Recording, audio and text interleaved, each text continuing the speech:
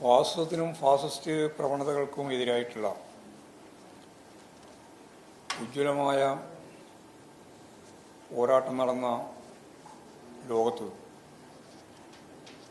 ഇന്ത്യയുമായിട്ട് ബന്ധപ്പെട്ട ഏറ്റവും പ്രധാനപ്പെട്ട ഒരു ദിനമാണ് ജൂൺ 25.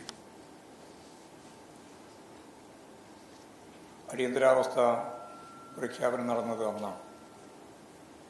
അതിൻ്റെ 50-ാം വാർഷികമാണ് ഈ ജൂൺ 25-ന് നടത്താൻ പോകുന്നത്. ഈ സാഹചര്യത്തിൽ പാർട്ടിയുടെ നേതൃത്വത്തിൽ അടിയന്തരാവസ്ഥ വിരുദ്ധ ദിനം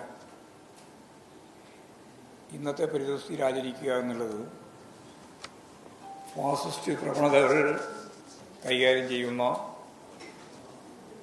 ഭരണകൂട സംവിധാനത്തിനെതിരായിട്ടുള്ള കരുതലോടുകൂടിയുള്ള ഒരു ഇടപെടലാണ്.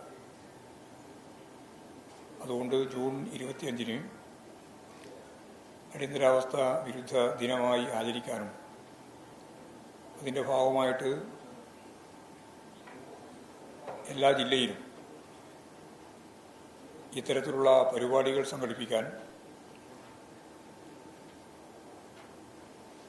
പഠന ഗവേഷണ കേന്ദ്രങ്ങളുമായിട്ട് ബന്ധപ്പെട്ട് പാർട്ടിയുടെ ആഭിമുഖ്യത്തിൽ പരിപാടികൾ ആസൂത്രണം ചെയ്യാനും അടിയന്തരാവസ്ഥ കാലഘട്ടങ്ങളിൽ മർദ്ദനങ്ങൾ അനുഭവിക്കുകയും കൽത്തുറുങ്കിൽ അടക്കപ്പെടുകയും ചെയ്തിട്ടുള്ളവരെ ആദരിക്കുകയും ചെയ്യുന്നൊരു പരിപാടി ജില്ലാതലത്തിൽ സംഘടിപ്പിക്കാൻ സാധിക്കണമെന്നാണ് പാർട്ടി തീരുമാനിച്ചിട്ടുള്ളത്. ഇതിൻ്റെ 50 വർഷം കഴിയുന്ന ഈ കാലഘട്ടത്തിൻ്റെ പ്രത്യേകതയും നവഫാസിസ്റ്റ് പ്രവണതകൾ കോർപ്പറേറ്റ് താൽപ്പര്യമനുസരിച്ച്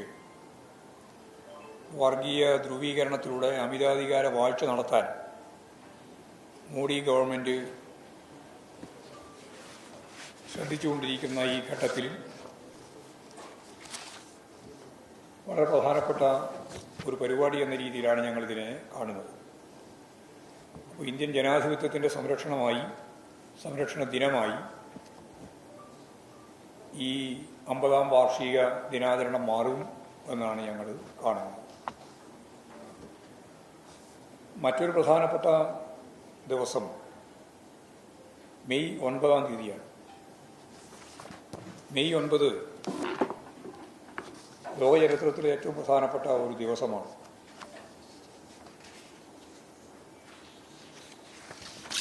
അന്നത്തെ ദിവസം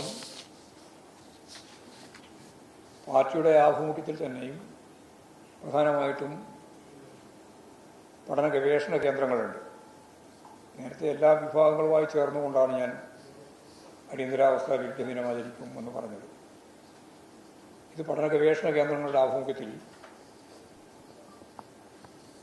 ഇന്ന് ലോകത്ത് ജനാധിപത്യ സംവിധാനങ്ങൾ നിലനിൽക്കുന്നതിന്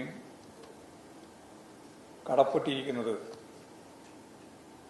അന്നത്തെ ഈ വിജയം നേടുന്നതിന് നേതൃത്വപരമായ പങ്കുവഹിച്ച സോവിയറ്റ് ചെമ്പടയോടാണ്. 2 കോടിയോളം വരുന്ന ജനതയുടെ ജീവിത രക്തത്തിന് അല്ലെങ്കിൽ ജീവിതം തന്നെ സമർപ്പിച്ചുകൊണ്ടാണ് ഫാസിസത്തെ തകർത്തെറിയാൻ ജനാധിപത്യം സംരക്ഷിക്കാൻ സാധിച്ചത്. ഇന്ത്യ രാജ്യത്ത് ഫാസിസ്റ്റ് അജണ്ടകൾ നടപ്പിലാക്കാൻ ശ്രമിക്കുന്ന വർത്തമാന കാലത്ത് കമ്മ്യൂണിസ്റ്റുകാർ നടത്തിയ ഈ പോരാട്ടത്തിന് രാജ്യത്തെ സംബന്ധിച്ച് വളരെ പ്രധാനപ്പെട്ട ഒരു ദൗത്യമായിട്ടാണ് വിലയിരുത്തപ്പെടുന്നത്. അമേരിക്കൻ ആധിപത്യം ലോകത്ത് അടിച്ചേൽപ്പിക്കാൻ ശ്രമിച്ചുകൊണ്ടിരിക്കുന്ന വർത്തമാന കാലഘട്ടത്തിൽ അമേരിക്കയുടെ ആധിപത്യത്തെ പ്രതിരോധിച്ചുകൊണ്ട് 3ാം ലോകരാജ്യങ്ങൾക്ക് അത്താണിയായി മാറാൻ സാധിച്ച സോവിയറ്റ് റഷ്യയുടെ ചരിത്രം യഥാർത്ഥത്തിൽ ആവേശകരമായിരുന്നു എന്ന് നമുക്കറിയാം. അത്തരത്തിലുള്ള സോഷ്യലിസ്റ്റ് ആശയങ്ങളുടെ പ്രാധാന്യം കൂടി വ്യക്തമാക്കും വിധം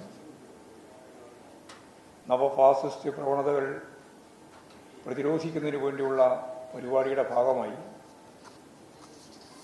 ഈ പരിപാടി സംഘടിപ്പിക്കാനാവണം എന്നാണ് മെയ് 9 പരിപാടികൾ സംഘടിപ്പിക്കുന്നതിന് വേണ്ടിയുള്ള തീരുമാനത്തിൽ അടങ്ങിയിട്ടുള്ളത്.